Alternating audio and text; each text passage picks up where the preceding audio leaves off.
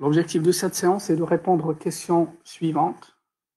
Comment deux facteurs peut-on retenir lors de la réduction de dimension? On a expliqué que la CP, c'est comme on fait une compression des variables, on cherche à minimiser la perte d'information. Nous cherchons à réduire le nombre de variables en introduisant de nouvelles variables synthétiques qu'on appelle des dimensions des facteurs ou des axes. Par la suite, il faut vérifier est-ce que ces facteurs sont indépendants ou ils sont corrélés entre eux. Et également, il faut vérifier est-ce que les variables initiales, c'est-à-dire les variables originales, sont corrélées ou non. Et pour vérifier également quelles sont les variables à garder et quelles sont les variables à éliminer. Et enfin, il faut chercher combien de pourcentage d'informations expliquées, c'est-à-dire de variance expliquées par les facteurs. Et la dernière étape, c'est de donner un nom aux facteurs que vous allez prendre en fin de compte. C'est-à-dire, si vous allez prendre deux dimensions, vous devez chercher une appellation, un nom pour chaque dimension ou chaque axe. Donc, on prend premièrement les dimensions et par la suite, nous cherchons à travers la combinaison de variables originales qui vont former cet axe à donner un nom à cet axe. C'est ce que nous allons chercher à faire avec les deux exemples, même si on aura le temps, on peut faire un troisième sous logiciel SPSS. Donc, les étapes d'une ACP, sous SPSS ou même généralement, ils sont trois. Donc, la première des choses, il faut répondre à la question est-ce que les données sont factorisables? Autrement, est-ce que la réduction de dimension est possible? Si on trouve que la réduction de dimension est possible, on peut passer à la deuxième étape de voir combien de dimensions on va prendre. C'est-à-dire combien de facteurs on va prendre ou combien d'axes on va prendre. Est-ce que 2 ou 3 ou plus, ou même seulement un seul axe? On peut avoir des cas où on peut avoir un seul axe si les variables sont parfaitement corrélées entre elles. Troisième et dernière étape, c'est de prendre les axes que vous avez retenus et de chercher un nom pour chaque axe en fonction des variables qui composent chaque dimension, chaque axe.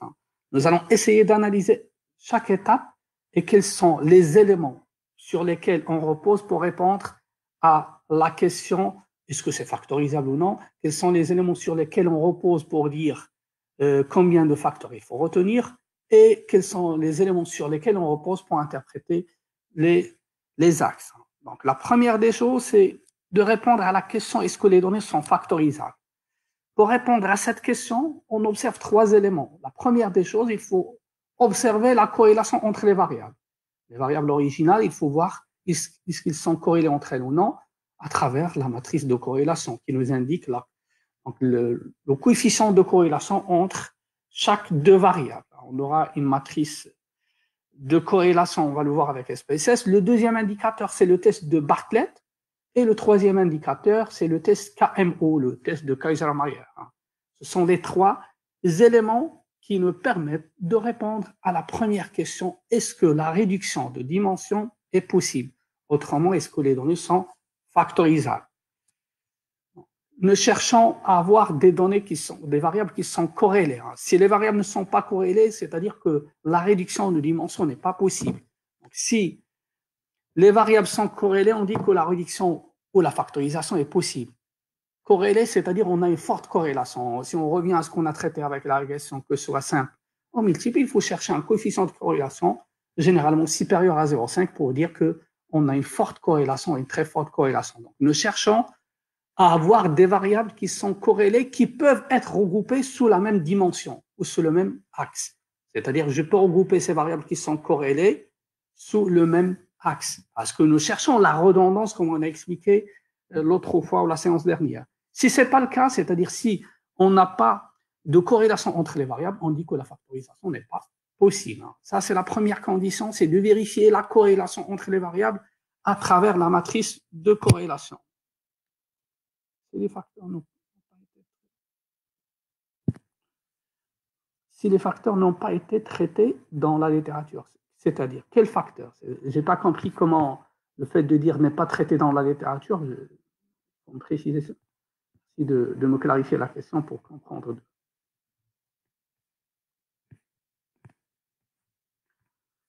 Alors, Je reviens donc, Dami, il faut donc reprendre la question.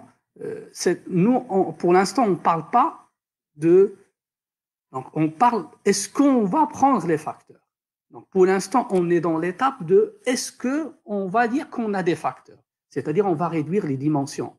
Mais pour l'instant, on analyse seulement la première partie. Donc, est-ce que la réduction de dimensions est possible? C'est-à-dire, la réduction de facteurs est possible. Le deuxième point, c'est de voir est-ce que combien de facteurs on peut prendre. Et le troisième point, c'est là on peut chercher donc, à donner un nom aux facteurs. Mais la première des choses, c'est de voir est-ce que la factorisation, c'est-à-dire de prendre des facteurs, est possible. Je n'ai pas compris si les facteurs n'ont pas été traités, parce que déjà, on ne sait pas quels sont les facteurs, déjà, pour dire est-ce qu'ils sont traités ou non. Est-ce qu'on peut prendre des facteurs? Donc là, on est dans la première étape, c'est est-ce qu'on peut avoir des facteurs? Trois conditions, comme je viens d'expliquer. La première, c'est de voir la matrice de corrélation et de voir la corrélation entre les variables. La deuxième condition, c'est de voir le test de Bartlett. C'est un complément de la matrice de corrélation qui me permet de rejeter ou d'accepter l'hypothèse d'indépendance entre les variables corrélées, entre les variables originales, c'est-à-dire de rejeter l'hypothèse qu'il y a de corrélation entre les variables. Donc, c'est un test qui me permet de tester l'hypothèse H0 selon laquelle les variables ne sont pas corrélées. Et dans ce cas, on dit qu'on n'a pas intérêt à faire la factorisation. La factorisation n'est pas possible. C'est un test qui me permet de calculer à partir d'un rapport de la moyenne géométrique et la moyenne arithmétique des valeurs propres, de faire une comparaison comme ce qu'on fait avec la comparaison des tests Ki2. Et ça me permet de vérifier est-ce qu'effectivement, il y a une corrélation ou non. Et normalement, nous cherchons que ce coefficient doit être significatif et doit avoir une valeur qui est élevée. Hein. Donc, nous cherchons une valeur qui est élevée de ce test et qu'il soit significatif, c'est-à-dire sa signification ne doit pas dépasser la marge d'erreur autorisée qui est 5% ou le 0,05. Les variables sur lesquelles on va faire la CP doivent avoir un soubassement théorique, je suppose, si ce n'est pas le cas. Le choix des variables, c'est la première étape. Nous, on ne parle plus donc ici de choix de variables. Pourquoi? Parce qu'on a déjà parlé de ça l'autre fois. Donc, on suppose que vous avez déjà choisi votre variable. Donc, ce que nous traitons maintenant, c'est qu'on suppose qu'on a déjà les variables. Et on va voir la possibilité de condenser ces variables sous des axes, c'est-à-dire de réduire le nombre de ces variables à des dimensions limitées. Bien sûr, ça, c'est une étape préliminaire qu'il faut faire à l'avance. Au début, il faut choisir les variables adéquates et pertinentes à votre analyse. C'est bon. Sinon, il faut éliminer certaines variables. Et on va voir comment peut-on éliminer à travers notre analyse. Lorsque vous commencez l'analyse, vous trouvez une variable qui n'est pas, pertinente et qu'il faut l'éliminer. Donc, soit on passe, soit à travers, on trouve que ces variables n'est pas corrélée, cette variable n'est pas corrélée, soit qu'on va trouver qu'elle est mal représentée. On doit avoir également la qualité de représentation de cette variable. Je ne sais pas si j'ai répondu à votre question, Dami, ou non, mais le plus important, c'est que le choix de variables se fait à l'avance. On a déjà parlé de ça avant. Le choix de variables des individus, on a parlé de la distance et la ressemblance entre les individus, ainsi de suite. Là, on passe à l'analyse, c'est-à-dire qu'on a déjà notre échantillon sur lequel on va travailler, qui est composé d'un certain nombre de variables et d'un certain nombre d'individus sur lesquels on va essayer d'appliquer la factorisation, c'est-à-dire de voir la possibilité de réduire les dimensions. Le troisième indicateur sur lequel on repose pour répondre à la question est-ce que la factorisation est possible, c'est l'indice de Kaiser-Meyer ou l'indice KMO qui me permet d'avoir une idée sur la qualité de corrélation entre intervariables ou inter-items de variables et ça me permet de comparer ou de confronter la corrélation brute avec la corrélation partielle. Qu'est-ce qu'on veut dire par corrélation brute et partielle? On sait qu'à l'avance, comme on vient de voir, que les variables sont plus ou moins liées dans la base. Ça, c'est pour répondre même à la question d'Ami, c'est que déjà, on estime, nous, lors de choix de nos variables, on estime que ces variables sont corrélées à l'avance. Et la corrélation brute entre les deux variables, on dit qu'elle est influencée par les autres variables autres que les deux.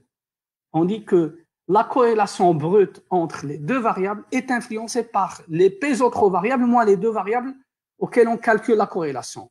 Et pour remédier à ce problème ou faire face à ce problème, nous utilisons la corrélation partielle qui nous permet de mesurer la relation nette entre les deux variables en retranchant l'influence des autres variables.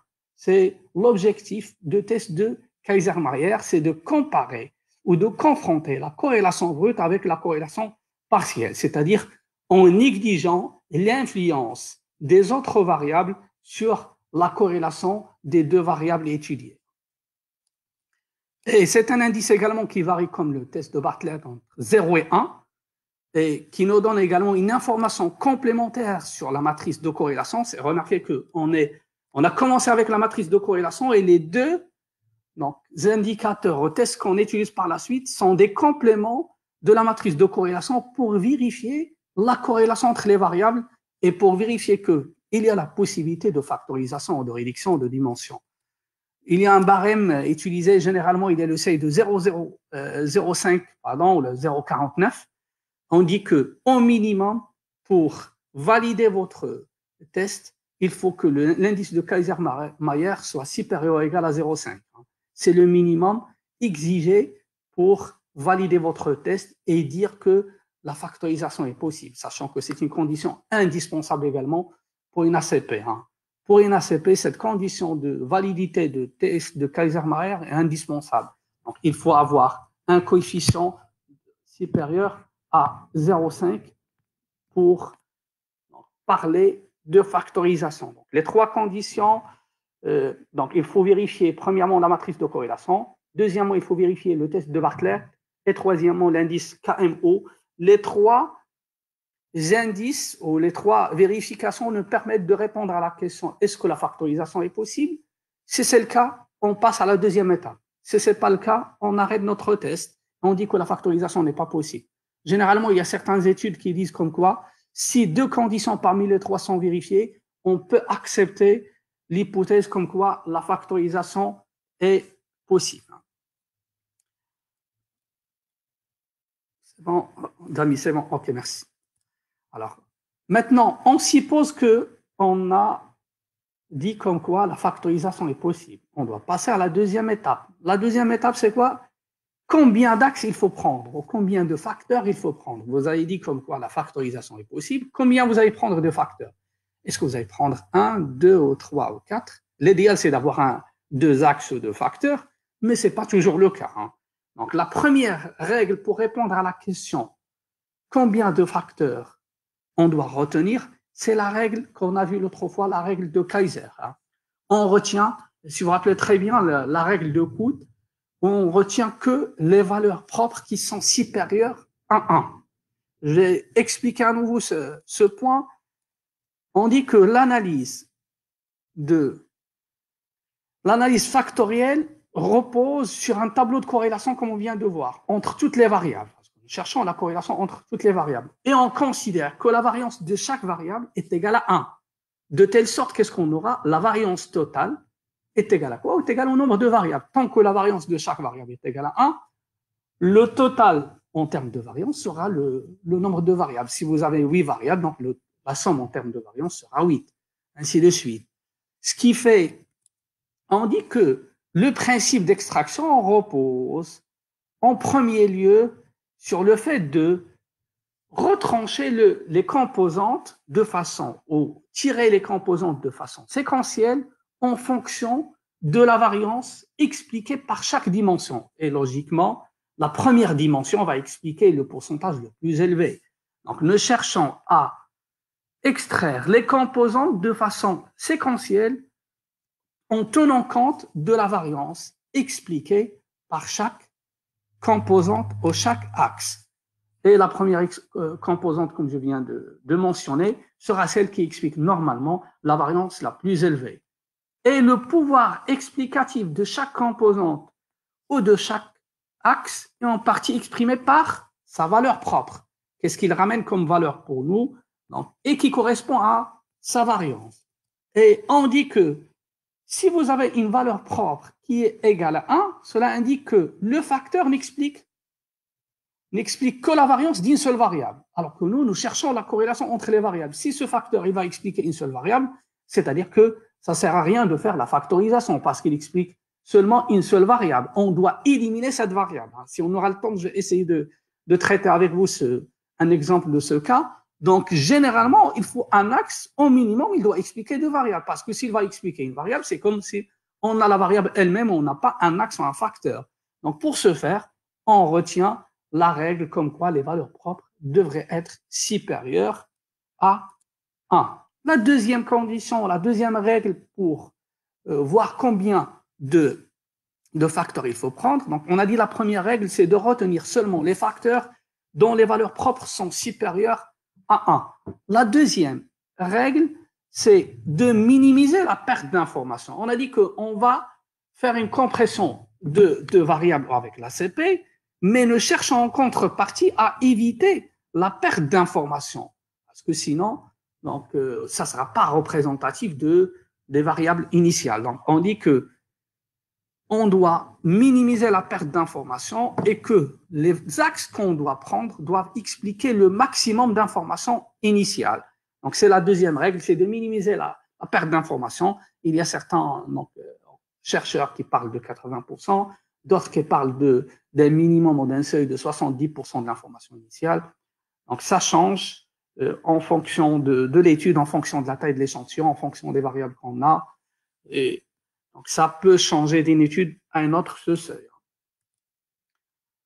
Et chaque composante, on dit, il faut par la suite analyser quels sont, ou chaque axe, aux dimensions, il faut analyser par la suite quelles sont les variables qui forment cette dimension, cet axe.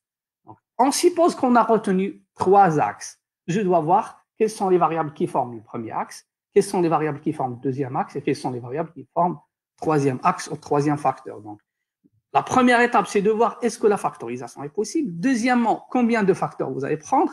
La troisième étape, c'est de voir de quoi se compose chaque axe ou chaque facteur. Quelles sont les variables sur lesquelles repose un axe ou quelles sont les variables qui sont fortement corrélées avec un axe. Donc, pour cela, on doit analyser ce qu'on appelle le coefficient de saturation. Qu'est-ce qu'on veut dire par un coefficient de saturation? C'est un coefficient qui permet de mesurer la corrélation entre la variable et non pas une autre variable, mais un axe ou un facteur.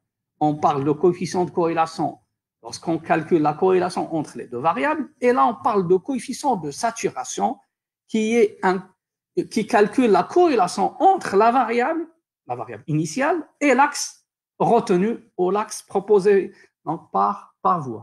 Donc, et le minimum exigé pour dire que cette variable peut faire partie de cet axe, c'est qu'il faut avoir un minimum en termes de seuil de saturation, de coefficient de saturation, un minimum de 0,3.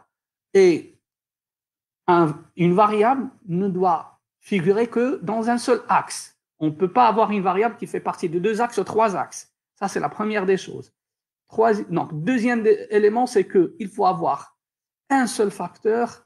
Donc, sinon, si on aura une variable avec 2 autres facteurs, par exemple, aux 2 autres dimensions, on parle d'une variable qui est complexe. Donc, premièrement, il faut avoir au moins un facteur, c'est-à-dire au moins un axe. Et j'ai bien dit, il faut avoir 2 ou 3. Et l'idéal, c'est d'avoir 2 axes. Et deuxième point, c'est qu'une variable ne peut pas appartenir à 2 axes ou 2 facteurs. Sinon, on parle que dans ce cas, la variable est une variable qui est complexe. Donc, la variable, il faut qu'il soit affecté à un axe et non pas 2 ou 3.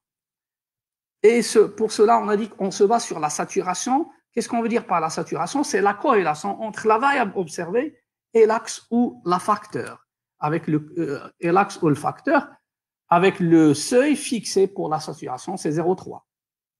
Directement après, lorsqu'on observe et on analyse les variables qui composent un axe, à travers la matrice de composantes, on peut calculer le score des individus pour avoir de nouvelles variables synthétiques qu'on les appelle les axes ou les dimensions. Dès qu'on aura les composantes de chaque axe, on peut calculer les nouvelles variables qu'on les appelle, nous, dimensions, facteurs ou axes. Donc, pour récapituler les étapes, la première des choses, on fait vérifier est-ce que la factorisation est possible. La deuxième des choses, combien de facteurs il faut prendre. Si c'est possible, combien de facteurs il faut prendre. La troisième, donc, après avoir fixé combien de facteurs il faut prendre, quelles sont les composantes de chaque facteur. Et par la suite, dès qu'on fixe les composantes de chaque facteur, on peut calculer les nouvelles variables. On peut, par la suite, calculer les nouvelles variables. On a fait les 3 étapes qui nous guident vers l'étape finale de calcul de nouvelles variables synthétiques qui seront les dimensions ou les axes recherchés. Les variables synthétiques, on les appelle soit facteurs, comme j'ai expliqué l'autre fois, ou axes, ou dimensions. Et par la suite, la dernière étape, c'est de donner un nom ou chercher une appellation à votre axe. C'est une étape qui est très importante, c'est l'étape la plus délicate déjà, parce qu'il faut, sur la base de la combinaison de variables qui forment votre axe ou votre dimension, vous cherchez un nom à votre axe. On va essayer de voir des exemples pour comprendre sur comment peut-on avoir un nom ou comment peut-on proposer un nom à un facteur. Je disais bien proposer parce que pour la même dimension, je peux avoir 2 ou 3 propositions qui peuvent changer d'une personne à une autre, mais il ne doit pas donc être hétérogène ces propositions. Nous allons essayer de prendre un premier exemple avec le logiciel SPSS où je vais essayer d'expliquer même les étapes à suivre sur SPSS rapidement pour mener à bien donc, une analyse ACP, parce que tant qu'on n'a pas moyen de faire le test directement avec SPSS, j'ai essayé de prendre des captures d'écran, des étapes à suivre et de ce qu'il faut cocher au niveau de chaque boîte de dialogue. Donc, un exemple, on va commencer avec un exemple français. On a une entreprise multinationale qui souhaite donc implanter son activité en France et elle a réalisé une étude d'attractivité auprès de 22 régions françaises. Et les variables étudiées, on a 7 variables. On a la population de la région, le taux d'activité, les superficies de la région, nombre d'entreprises, nombre de brevets, taux de chômage et le nombre de lignes téléphoniques. On a au total 7 variables. L'objectif est très simple. Avec les 7, est-ce que je peux réduire pour analyser l'attractivité de la région? Est-ce que je peux réduire les 7 éléments, donc les 7 variables initiales? Est-ce que je peux les réduire en 2 ou 3? Ce qui va me faciliter la tâche d'analyse d'attractivité des régions. Est-ce que c'est possible de réduire les 7 variables en 2 ou 3, ou même une seule, en minimisant la perte d'information? En minimisant la perte d'information. Pour ce faire, on fait avec SPSS analyse réduction de dimensions, parce qu'on va réduire le nombre de dimensions. On va réduire le nombre de facteurs, analyse factorielle. Si on fait l'AFC, on fait analyse de correspondance. On a notre fichier. On glisse toutes les variables qu'on a, on les glisse dans la case variable, et par la suite, on doit voir quelles sont les options qu'il faut cocher au niveau de chaque boîte de dialogue. On a 5 boîtes de dialogue, descriptif, extraction, rotation, facteur et option. Dans descriptif, il faut cocher coefficient, indice de Kaiser-Meyer pour avoir le test KMO et le test de Bartlett. Et au niveau d'extraction, il faut cocher le diagramme de valeur propre pour avoir le test de coude, c'est-à-dire de voir quelles sont les valeurs propres qui sont supérieures à 1. Et remarquez que par défaut, avec SPSS, le seuil fixé des valeurs propres, c'est déjà 1. Par convention, il est fixé comme quoi il faut retenir les axes dont les valeurs propres sont supérieures à 1. Donc, ce n'est pas nous qu'on a précisé, on peut la changer, mais par défaut, il est donné par le logiciel, il est donné 1. Donc, on coche seulement diagramme de valeur propre au niveau de la boîte de dialogue extraction. Troisième boîte de dialogue, c'est la rotation. On coche carte factorielle qui nous permet de représenter les variables en fonction des dimensions. Première dimension, deuxième dimension, ou 3 dimensions si on aura 3. On a une autre boîte de dialogue, c'est la boîte de dialogue facteur qui nous permet d'enregistrer les nouvelles variables. C'est-à-dire lorsqu'on valide le test, lorsqu'on valide notre analyse, on peut demander au logiciel de ne calculer les nouvelles variables. Pour calculer une nouvelle variable, on fait appel à cette boîte de dialogue facteur, on coche enregistrer dans des variables. Mais pour l'instant, il ne faut rien cocher. Pourquoi? Parce qu'on n'a pas encore validé. Dès qu'on valide, on demande au logiciel de calculer pour nous les nouvelles variables. Dernière donc, boîte de dialogue qu'on a parmi les 5, c'est option. Et dans option, on demande de faire le classement des variables par taille. Et pour analyser les résultats, je reprends les 3 étapes. La première des choses, on va vérifier est-ce que les données sont factorisables. La deuxième étape, combien de facteurs on va prendre. Et troisième étape, comment interpréter les composantes, c'est-à-dire le nom qu'on va donner à chaque composante. Donc, 3 éléments pour répondre à la première question, matrice de corrélation, test de Bartlett et l'indice de Kaiser-Meyer. Premièrement, la matrice de corrélation, il faut observer la corrélation entre les variables et il faut vérifier est-ce qu'il y a un coefficient de corrélation qui est supérieur à 0,5 pour une bonne partie de variables. C'est le cas qu'on a ici. Remarquez qu'une bonne partie de variables sont corrélées. Par exemple, le taux de corrélation, la corrélation entre taux d'activité et taux de chômage, c'est moins 0,766. C'est une très forte corrélation. Vous allez dire que c'est négatif. Oui, on analyse en termes de valeur absolue comme on a expliqué lors de la régression. Donc, on analyse en termes de valeur absolue de R. Donc, c'est très fortement corrélé, mais corrélé négativement. Lorsque le taux d'activité baisse, le taux de chômage augmente. Donc, on cherche une forte corrélation, une très forte corrélation, c'est-à-dire un coefficient supérieur à 0,5 en termes de valeur absolue. Donc, la première condition est vérifiée, c'est-à-dire qu'on observe qu'une bonne partie des variables sont corrélées, c'est-à-dire que la corrélation ou la factorisation dans ce cas est possible. Tant que la première condition de factorisation est vérifiée. On doit confirmer cette hypothèse avec le test de Bartlett et l'indice de Kaiser-Meyer. Donc, premièrement, pour l'indice de Kaiser-Meyer, on a la valeur donnée par le test d'indice de Kaiser-Meyer, c'est 0,703. Et on a dit le minimum fixé, c'est 0,5. Donc, on peut dire que notre test, même si c'est moyen, ce n'est pas très valide, mais on peut dire parce que ça devrait être supérieur à 0,8 pour avoir une validité supérieure, mais le plus important, c'est que ça dépasse le seuil exigé. Donc, la deuxième condition pour confirmer la factorisation également est vérifiée. On doit voir en contrepartie le test de Bartlett, on doit voir la signification de ce test de Bartlett. C'est très significatif parce que c'est inférieur à la marge fixée, il est inférieur à 5%, même à 1%, si nous cherchons plus de précision. Donc, on dit que la troisième condition de factorisation est vérifiée. Donc, on peut confirmer dans ce cas que la factorisation est possible. Pourquoi? Parce qu'on a trouvé que les variables sont corrélées entre elles. L'indice de Kaiser-Meyer vérifie la condition exigée qui est les 0,5 et le test de Bartlett, on a trouvé que c'est significatif. Donc, les 3 conditions sont vérifiées. On peut dire que la factorisation est possible. Maintenant, combien de facteurs il faut retenir?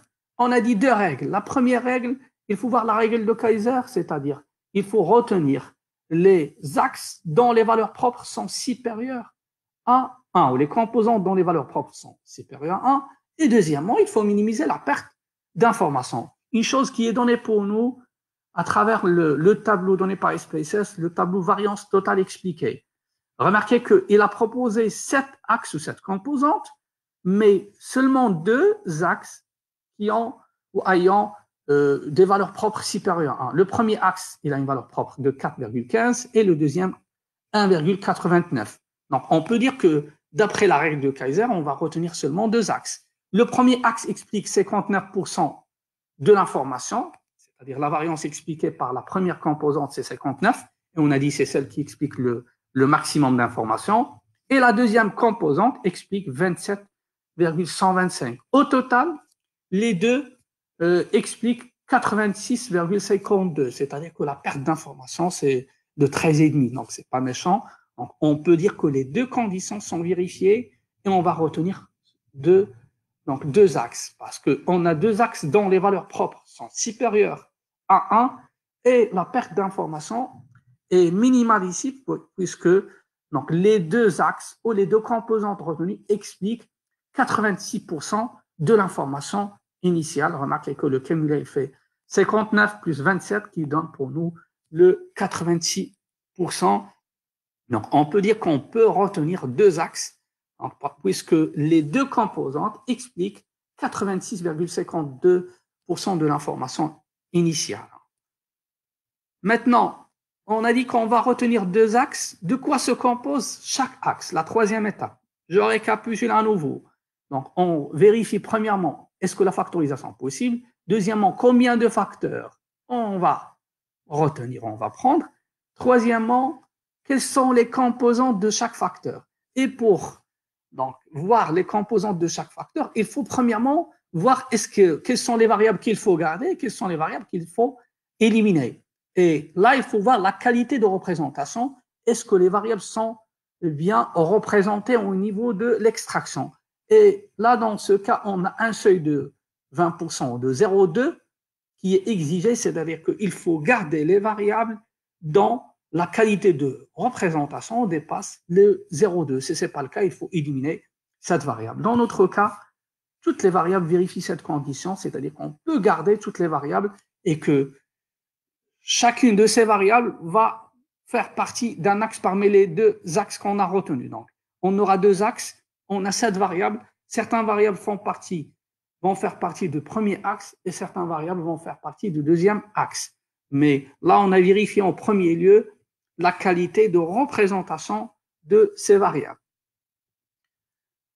Donc, au niveau de cette étape, il faut interpréter les composantes, c'est-à-dire il faut voir les éléments qui forment chaque axe. Et comme on a expliqué au début, c'est qu'il faut voir la matrice, ou il faut voir la matrice de composantes qui vous permet d'analyser la saturation, qui est un coefficient comme coefficient de corrélation, qui varie entre moins 1 et 1 comme coefficient de corrélation, mais on l'appelle saturation parce que ça mesure, ça nous permet de calculer la corrélation entre la variable et la dimension au l'axe ou le facteur.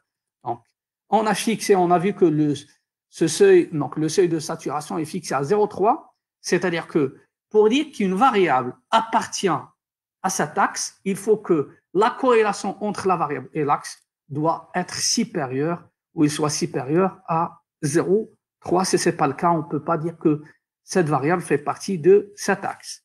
C'est ce que nous allons analyser ici dans la matrice de composantes, où comme vous observez ici, remarquez que on a deux composantes proposées par le logiciel. La première composante, on trouve qu'il y a 5 variables qui sont corrélées avec elle.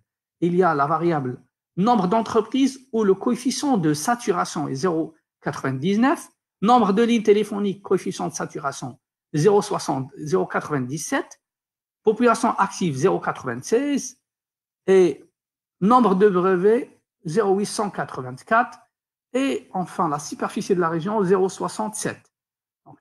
Je peux dire que le premier axe sera composé de ces 5 variables, alors que le deuxième axe est fortement corrélé, alors que remarquez que les deux dernières variables, taux d'activité et taux de chômage, la corrélation entre ces variables et le premier axe, elle est très faible. Par exemple, le coefficient de saturation entre le taux d'activité et la première composante, c'est moins 0,09, alors que le coefficient de saturation entre le taux de chômage et la première composante, c'est 0,193. Donc, on comprend que ces deux variables ne seront pas dans le premier axe, mais ils seront dans le deuxième axe où le coefficient de saturation entre ces deux variables et le deuxième axe ou la deuxième composante est très élevé. On a 0,941 pour le taux d'activité et moins 0,905 pour le taux de chômage. Je disais bien en termes de valeur absolue. Toujours on analyse en termes de valeur absolue. Donc, parce que comme j'ai expliqué lors de la régression, le signe ne donne seulement le sens de la corrélation ou de la relation. Est-ce que dans le même sens ou dans un sens opposé, hein?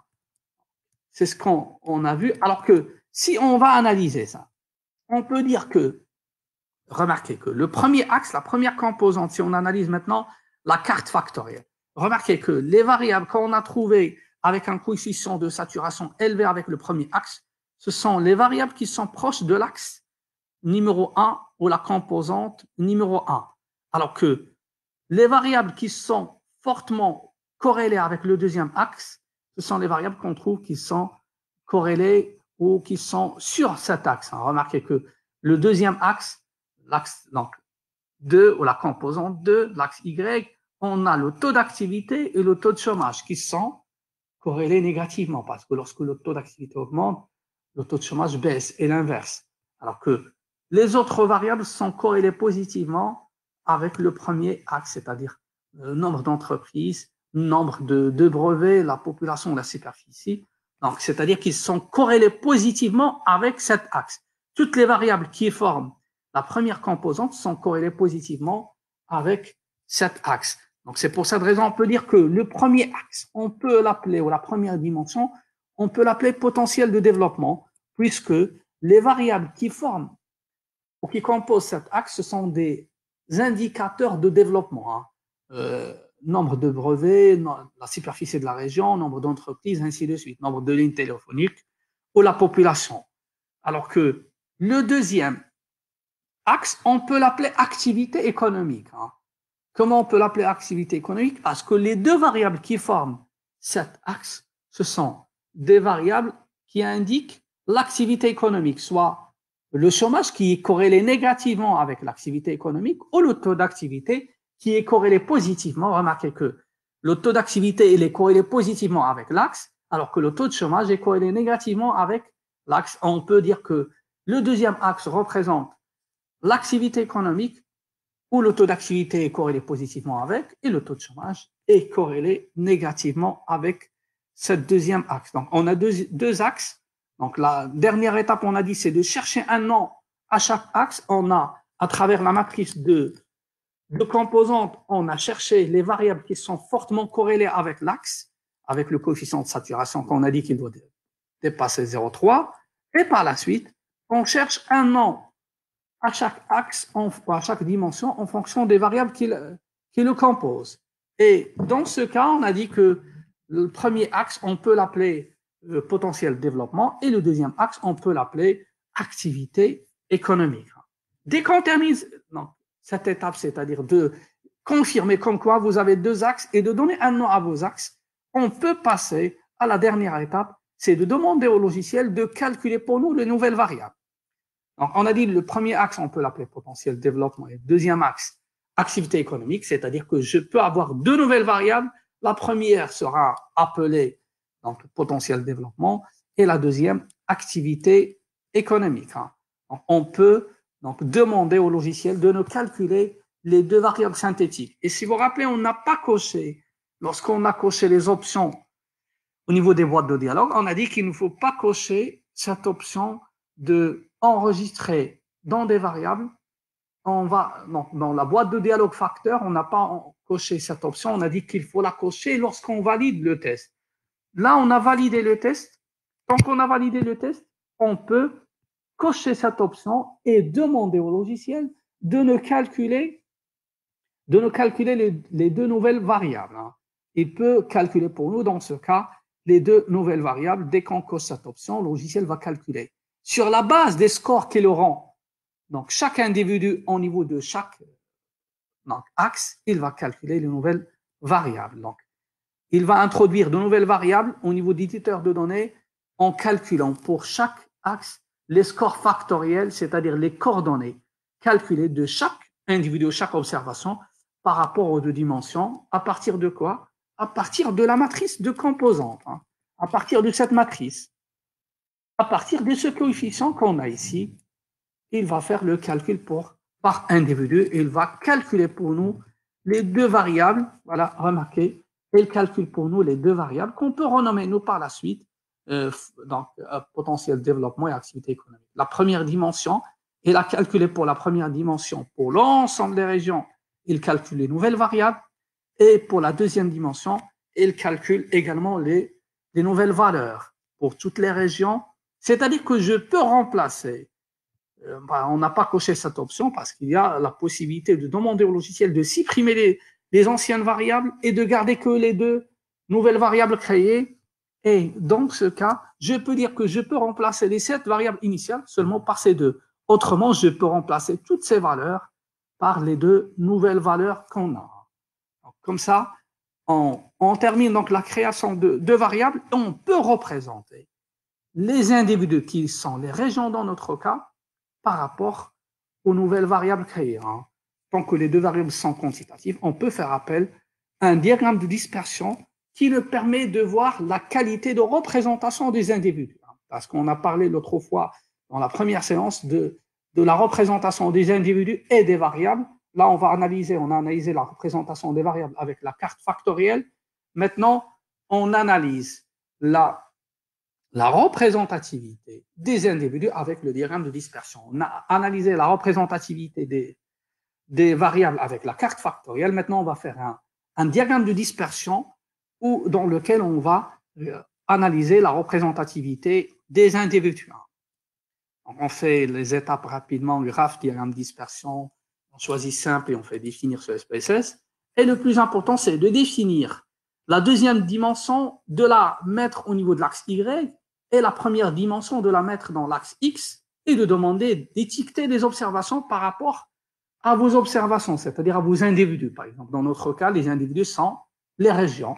Et je peux cliquer sur Option pour avoir les étiquettes de données. Également, parce que lorsqu'on va mettre OK, il va afficher pour nous donc, les observations étiquetées effectivement par région, mais il ne va pas mettre les axes automatiquement. Donc, on doit définir les axes, l'axe X et l'axe des Y. Pour ce faire, on demande au niveau d'option de faire ligne de référence X et ligne de référence Y. Comme ça, il va représenter pour nous les individus en fonction des axes. Et je peux voir quelles sont les régions à fort potentiel de développement. Par exemple, cette région, c'est une région à fort potentiel de développement.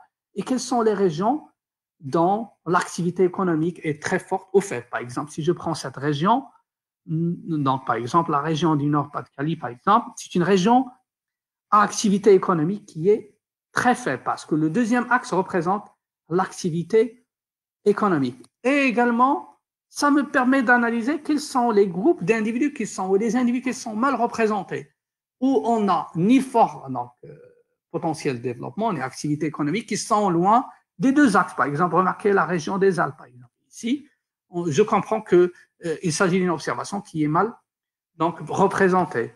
Alors que je peux avoir des régions, par exemple, qui ont un potentiel de développement qui est très faible, remarquez, c'est-à-dire il faut voir le deuxième côté de potentiel de développement, c'est-à-dire des premiers axes. Par exemple, cette région, la région de Picardie ou la région la Normandie, par exemple, ici, donc ce sont des régions avec un potentiel de développement qui est faible tant que la première composante représente le potentiel de développement. Alors que si je prends par exemple la région de Breton, je peux dire que l'activité économique ici est forte parce qu'elle est corrélée positivement avec l'activité économique. Le plus important, c'est que ça nous donne la représentation des individus qu'on peut analyser par rapport aux deux axes.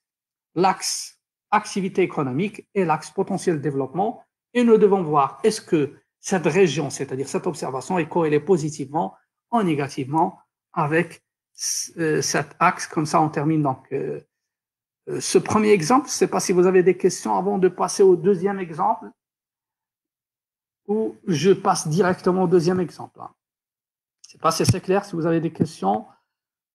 On va prendre un exemple financier maintenant avec une banque, le cas des données d'une banque. Bon, je passe à l'exemple pour ne pas perdre assez de temps. Et si vous avez des questions, donc je vais essayer de les lire en commentaire. Deuxième exemple, on va prendre l'exemple d'une banque, même démarche, analyse, réduction de dimension, analyse factorielle. Là, on va analyser la solvabilité des clients d'une banque. On a 7 variables, montant de découverte, montant, nombre de découvertes, le nombre de prêts, nombre d'empreintes, montant d'empreintes, la fréquence de dépôt et le montant de dépôt, le solde. On glisse les variables comme on a vu avec le premier exemple et on fait, avec les 5 boîtes de dialogue, on fait les mêmes options qu'on a vu l'autre fois, qu'on a vu dans le premier exemple, coefficient, indice KMO, ainsi de suite. Je passe rapidement parce qu'on a vu dans le premier exemple. Donc, il faut cocher les mêmes options et par la suite, il faut analyser les résultats en respectant toujours la même démarche de premièrement vérifier est-ce que la factorisation est possible, deuxièmement, combien de facteurs il faut retenir et troisièmement, de donner un nom à chaque facteur. Donc, c'est ce que nous allons voir avec notre exemple où, premièrement, on a dit qu'il faut vérifier la matrice de corrélation où les variables devraient être corrélées c'est-à-dire il faut avoir un coefficient de corrélation entre les variables supérieur à 0,5. Si ce n'est pas le cas, c'est-à-dire que la factorisation n'est pas possible. Là, on trouve qu'il y a une corrélation entre les variables où le coefficient de corrélation de pas mal de variables est supérieur à 0,5. Ce n'est pas toutes les variables, mais entre pas mal de variables, on ne peut pas dire que la factorisation n'est pas possible dans ce cas. Pourquoi? Parce que ce qu'on est censé avoir, c'est d'avoir une forte corrélation entre les variables qui vont former le même axe. Donc, si une variable ne sera pas avec cette variable dans le même axe, donc on n'est pas censé avoir une forte corrélation entre ces variables.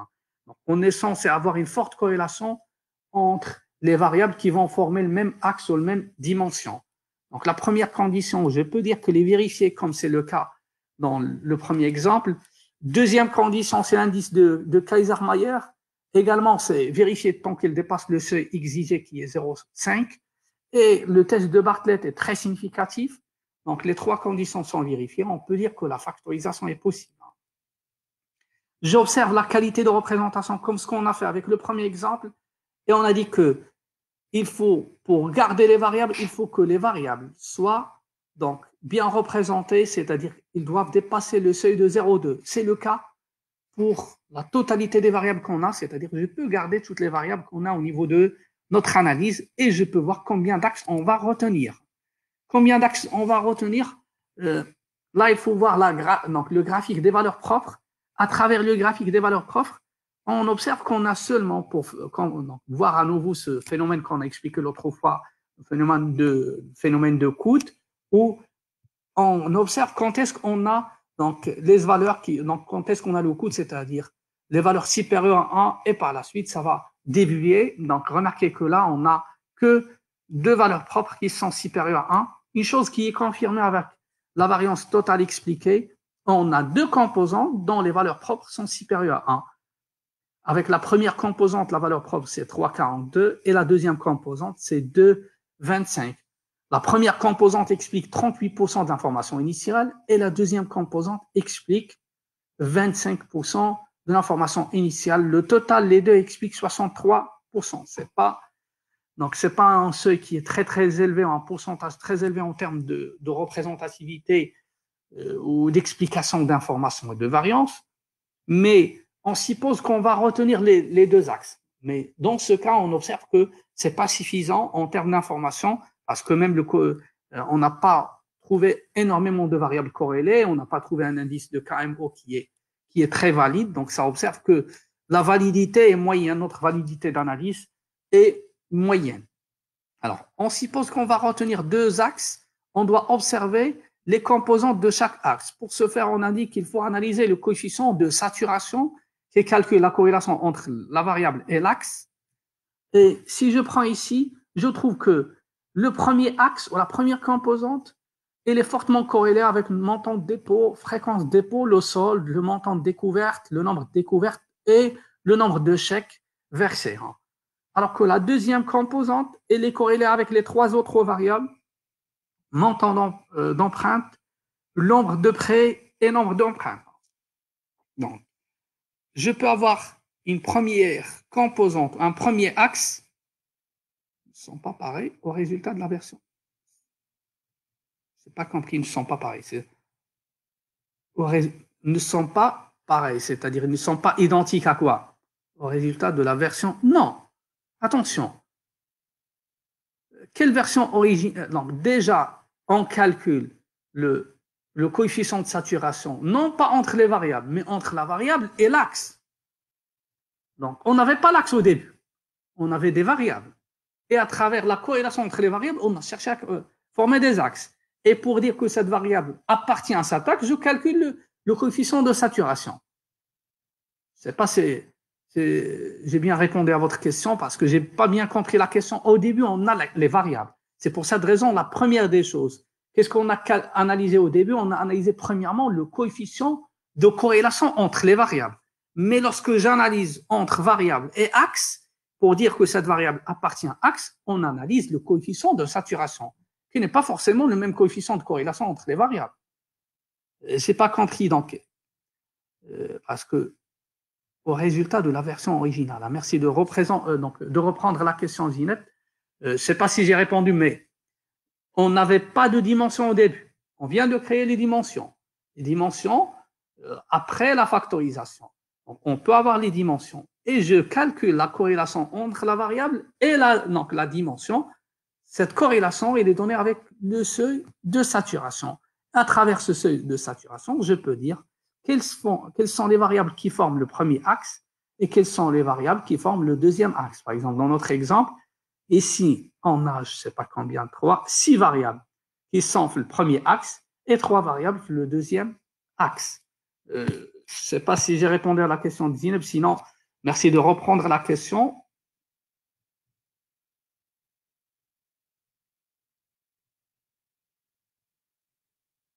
Samira, la question est posée pour moi ou là pour Zineb? Parce que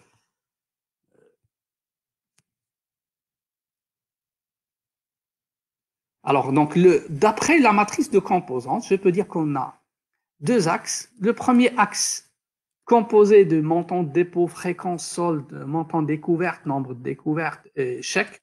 Je peux appeler cet axe ou cette dimension, donc moi j'ai pris comme exemple disponibilité de fonds, disponibilité d'argent au niveau de compte bancaire de cette personne.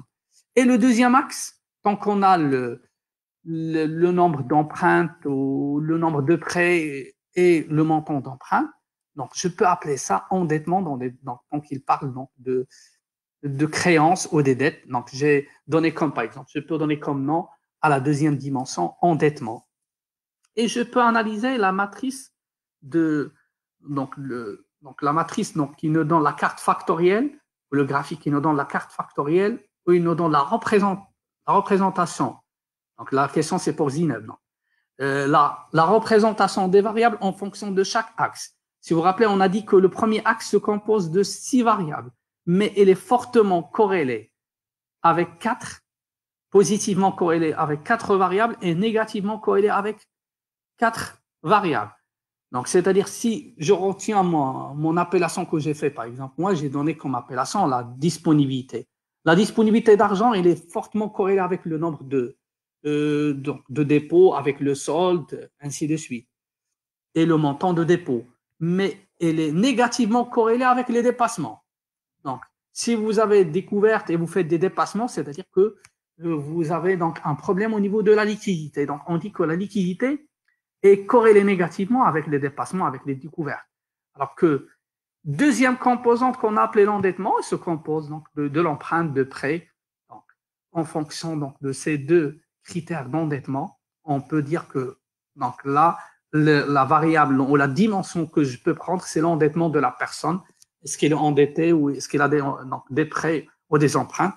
Donc, la deuxième composante, je peux l'appeler endettement. Et la première, je peux l'appeler disponibilité. C'est seulement des propositions, mais vous pouvez donner d'autres noms, d'autres propositions en fonction des variables qui forment chaque axe. Mais le plus important, c'est que je peux demander maintenant au logiciel de me calculer les nouvelles variables synthétiques, c'est-à-dire les nouvelles dimensions, sur la base de chaque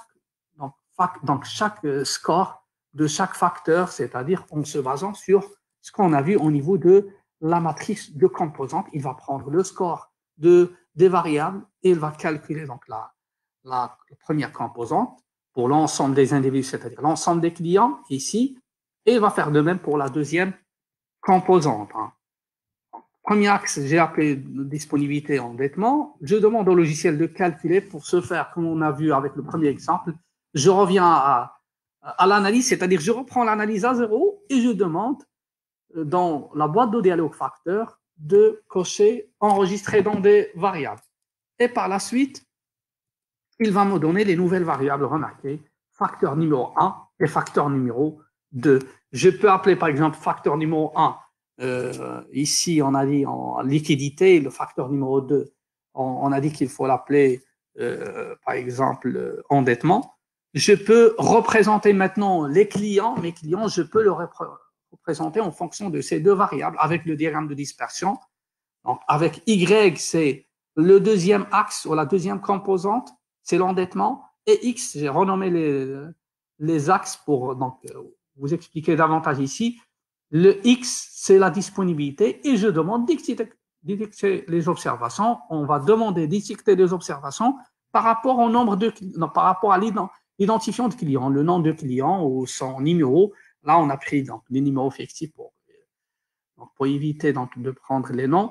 Donc là, on a l'identifiant de client et on peut observer quels sont les clients qui ont une forte corrélation ou une corrélation positive en termes donc, de liquidité, c'est-à-dire qui n'ont pas un problème de liquidité. Quels sont les clients qui ont un problème de liquidité et quels sont donc, les clients ayant un problème d'endettement, c'est-à-dire qu'ils ont plus de dettes ou moins de dettes, ainsi de suite. Donc là, je peux observer combien on a de groupes et j'ai bien dit qu'il faut éliminer, par exemple, les personnes ou les individus qui sont proches des deux axes, il faut donc on dit que ce sont des individus qui sont mal classés ou mal placés ou mal représentés qu'il faut éliminer parce que je peux pas dire cette personne est-ce qu'il a donc une forte liquidité ou un faible endettement là donc parce qu'il est proche des deux axes donc on dit qu'il faut faire attention à ce genre d'individus. Hein. Ça c'est pour le deuxième exemple. On a essayé de faire de même. Je ne sais pas si vous avez des questions. Sinon, je prends 2 minutes pour expliquer qu'un cas, c'est qu'on n'a pas toujours deux axes. Je prends un exemple rapidement de voitures. On va faire la classification des voitures en fonction d'un ensemble de variables. On a 16 variables ici. Si je fais l'analyse directement d'ACP, je vous donne la matrice ou la table de variance totale. Remarquez qu'il me propose 4 axes. Pas deux comme le premier exemple, le deuxième exemple. La vie n'est pas toujours belle. Et dans ce cas, les 4 axes expliquent 92% de l'information. C'est très bon comme information expliquée, mais malheureusement, on a 4 axes. L'interprétation des 4 axes n'est pas évidente, n'est pas une chose qui est facile ou évidente.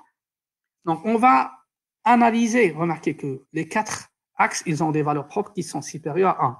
On va analyser les composantes de chaque axe. Le premier axe, on a le prestige, le confort, ainsi de suite. Le deuxième axe, vous avez la qualité et la qualité-prix et l'ergonomie. Troisième axe, économique sportif. Et le quatrième axe, remarquez, j'ai une seule variable. Le quatrième axe, j'ai une seule variable.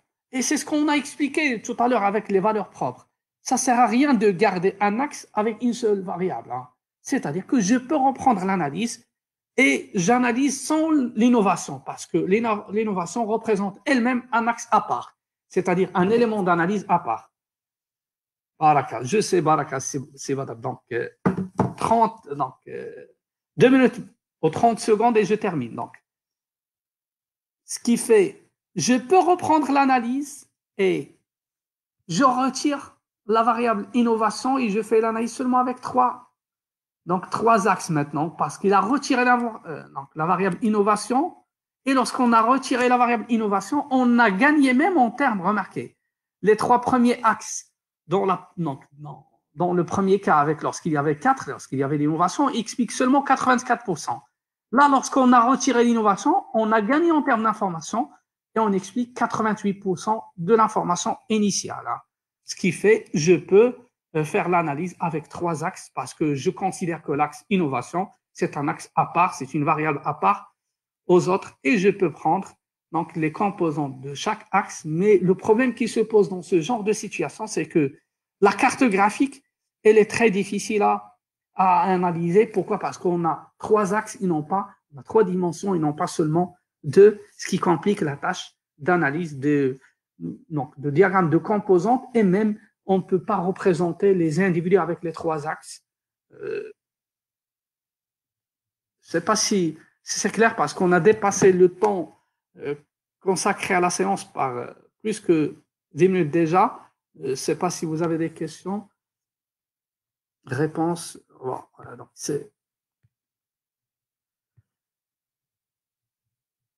on va. Je ne sais pas si vous avez des questions.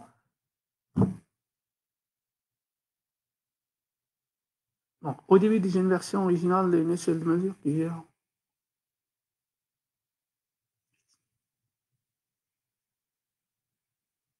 Bon, pour ne pas donc poser de problème au niveau de de l'organisation des autres séances. Pour Zineb ou Samira même. Donc, si vous avez des questions, vous pouvez me poser vos questions en inbox et je vais répondre à vos questions. Donc, pour libérer donc, la page et donner la possibilité aux collègues donc, de faire leur cours dans le temps planifié ou dans l'horaire planifié. Donc, je vais répondre à vos questions. Essayez de m'envoyer votre question et je vais essayer de vous répondre. C'est bon? Donc, c'est clair. Donc, merci à vous. On se donne rendez-vous une autre séance. Je vais essayer de faire l'analyse discriminante ou le scoring. Hein. Je vais essayer de faire scoring. Une autre séance, Inch'Allah. Merci à vous.